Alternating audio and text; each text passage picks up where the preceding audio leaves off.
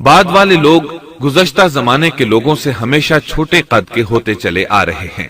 بہرحال سب سے پہلے اور سب سے لمبے انسان آدم علیہ السلام تھے۔ امام احمد نے منفرد طور پر ایک روایت بیان کی ہے۔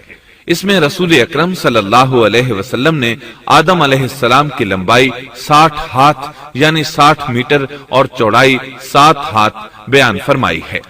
سبحان اللہ! سیدنا آدم کس قدر ضخیم اور عظیم مخلوق تھے۔ صحیح مسلم اور مسند احمد کی روایت میں ہے، اللہ نے آدم کو پیدا کیا تو اسے اپنی منشا کے مطابق کچھ عرصہ ڈھانچے کی صورت میں چھوڑے رکھا۔ ابلیس اس کے ارد گرد چکر لگانے لگا۔ اس نے دیکھا کہ وہ پیٹ والا ہے۔ وہ سمجھ گیا کہ یہ مخلوق اپنے آپ پر کنٹرول نہیں کر سکے گی۔ اس حدیث سے معلوم ہوتا ہے کہ انسانوں کی طرح جنات کا پیٹ نہیں ہے، صرف انسان ایسا ہے جس کا اندر والا حصہ کھوکھلا ہے۔ بہرحال اللہ نے انسان کو اس شکل و صورت میں پیدا فرمایا۔ آدم 40 راتیں مجسمے کی صورت میں پڑے رہے۔ جسم موجود تھا لیکن روح نہیں تھی۔ ابلیس آتا، اس ڈھانچے کو ٹھوکر لگاتا تو جسم سے ایسی آواز نکلتی جیسے خالی مٹکے پر ہاتھ مارنے سے نکلتی ہے۔ اسی لیے اللہ نے بھی فرمایا ہے کہ وہ کھنکھناتی مٹی سے پیدا کیے گئے۔ آدم علیہ السلام میں روح ڈالنے سے پہلے ایک مرتبہ فرشتوں کا ان کے پاس سے گزر ہوا تو وہ کچھ گھبرا سے گئے۔ ابلیس کو تو بہت زیادہ گھبراہٹ کا سامنا کرنا پڑا۔ وہ گزرتے ہوئے ٹھوکر مارتا اور کہتا، تجھے کسی خاص مقصد کے لیے پیدا کیا گیا ہے۔ یہ کہہ کر وہ آدم کے منہ میں داخل ہو جاتا اور کمر کے راستے باہر آ جاتا اور فرشتوں سے مخاطب ہو کر کہتا، اس سے گھبرانے کی کوئی ضرورت نہیں۔ اگر مجھے اس پر مسلط کر دیا گیا تو میں یقیناً اسے ہلاکت میں ڈال دوں گا، اور اگر اسے مجھ پر مسلط کر دیا گیا تو بلا شبہ میں اس کی نافرمانی کروں گا۔ اندازہ کیجئے وہ تعجب کر رہا ہے کہ انہیں کیوں پیدا کیا گیا ہے۔ اس کی آدم علیہ السلام سے دشمنی کس قدر پرانی ہے، گویا ابتدا ہی سے یہ عداوت پر ڈٹ گیا تھا۔ بہرحال اللہ نے آدم میں روح پھونکی۔ اس مضمون کو قرآن مجید میں جا بجا ذکر کیا گیا ہے۔ اللہ تعالیٰ فرماتے ہیں، جب میں اس کو ٹھیک ٹھاک کر لوں اور اس میں اپنی روح پھونک دوں تو تم سب اس کے سامنے سجدے میں گر پڑنا۔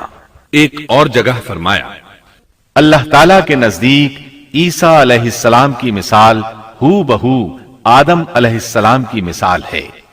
اللہ نے انہیں مٹی سے بنا کر کہا، ہو جا، وہ ہو گئے۔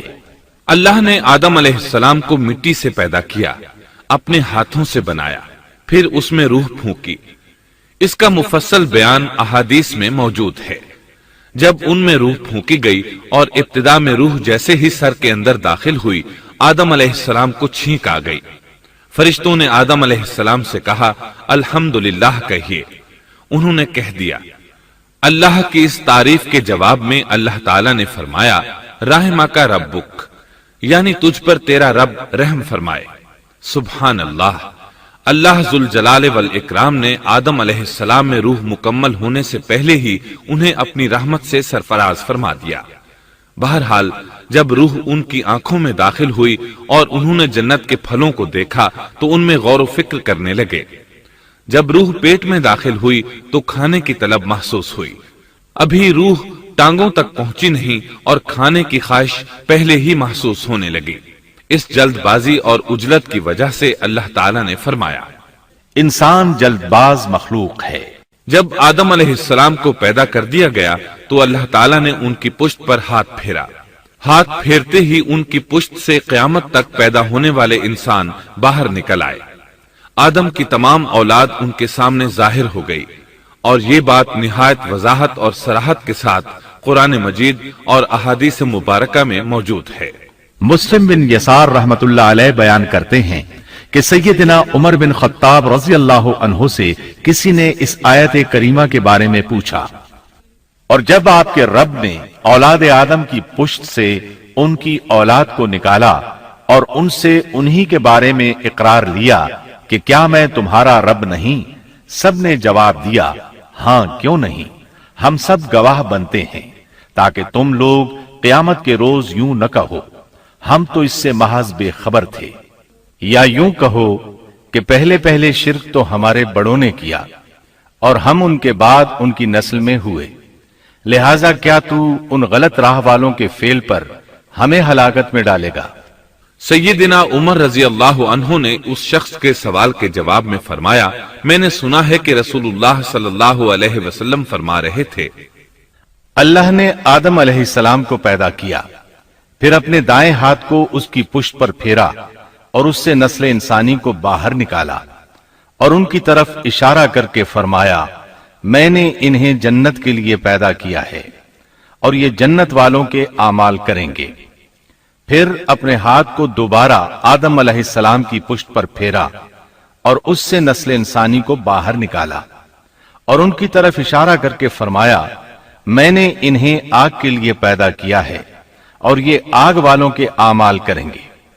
اس پر ایک شخص نے نبی اکرم صلی اللہ علیہ وسلم سے سوال کیا، اے اللہ کے رسول صلی اللہ علیہ وسلم، تو پھر ہمارے اعمال کس حساب میں شمار ہوں گے؟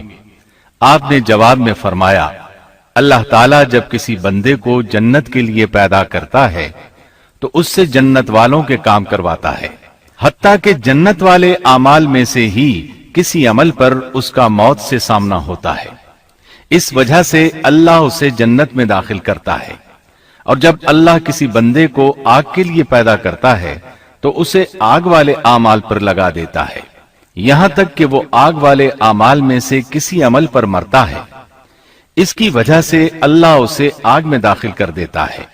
ہر شخص کے لیے اس کام میں آسانی پیدا کر دی جاتی ہے جس کے لیے وہ پیدا کیا گیا ہے۔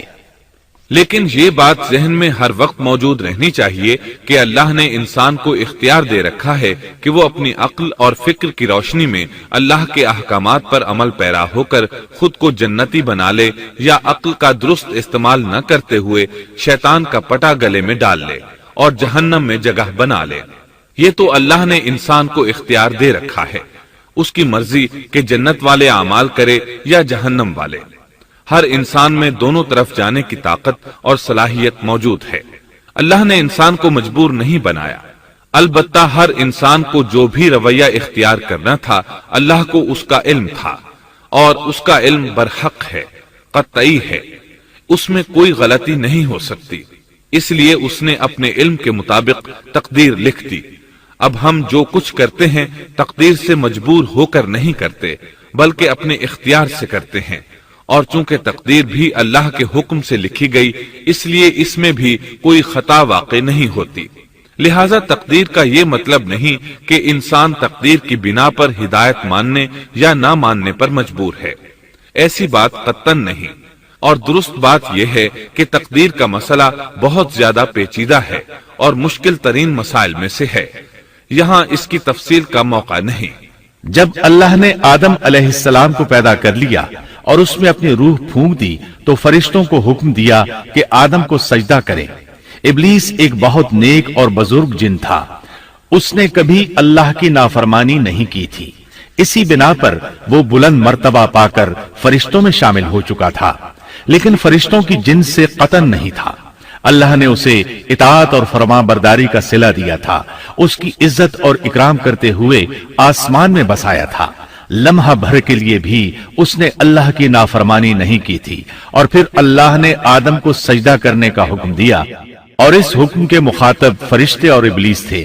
صرف فرشتوں کے لیے یہ حکم نہیں تھا بلکہ ابلیس بھی اس حکم میں شامل تھا، کیونکہ اللہ تعالیٰ فرماتے ہیں، اور یقیناً ہم نے تمہیں پیدا کیا، پھر ہم ہی نے تمہاری صورت بنائی، پھر ہم نے فرشتوں سے کہا کہ آدم کو سجدہ کرو، تو سوائے ابلیس کے سبھی نے سجدہ کیا، وہ سجدہ کرنے والوں میں شامل نہ ہوا۔ اللہ تعالیٰ نے فرمایا، تجھے کس چیز نے سجدے سے روک دیا جبکہ میرا حکم تیرے لیے بھی تھا؟ تو اس سے ثابت ہوا اس حکم میں فرشتوں کے ساتھ ابلیس بھی شامل تھا، کیونکہ قرآن میں اذ امرتک کے الفاظ ہیں۔ اس کا مطلب ہے کہ میں نے تجھے حکم دیا تھا، اور پھر ابلیس نے جواب میں یہ نہیں کہا کہ تو نے تو مجھے حکم ہی نہیں دیا تھا، بلکہ اس نے سجدہ نہ کرنے کی وجہ یہ بتائی۔ اس نے کہا، میں سجدہ کیوں کروں، میں اس سے بہتر ہوں، اس لیے کہ تو نے مجھے آگ سے پیدا کیا اور اسے مٹی سے، اللہ نے حکم دیا تو اس سے نیچے اتر جا۔ غرض جب ابلیس نے نافرمانی کی، سرکشی اور تکبر کا مظاہرہ کیا تو اس وقت اللہ تعالیٰ اور اس کے درمیان مکالمہ ہوا۔ اللہ نے اس کی سرکشی دیکھ کر اسے سزا دیتے ہوئے فرمایا، اس جنت سے اتر جا، تجھے کوئی حق حاصل نہیں کہ تو اس جنت میں رہ کر تکبر کرے۔ ابلیس نے جواب میں کہا، مجھے قیامت کے دن تک مہلت دے دیجئے، یعنی اتنی لمبی عمر دے دیجئے کہ میں قیامت تک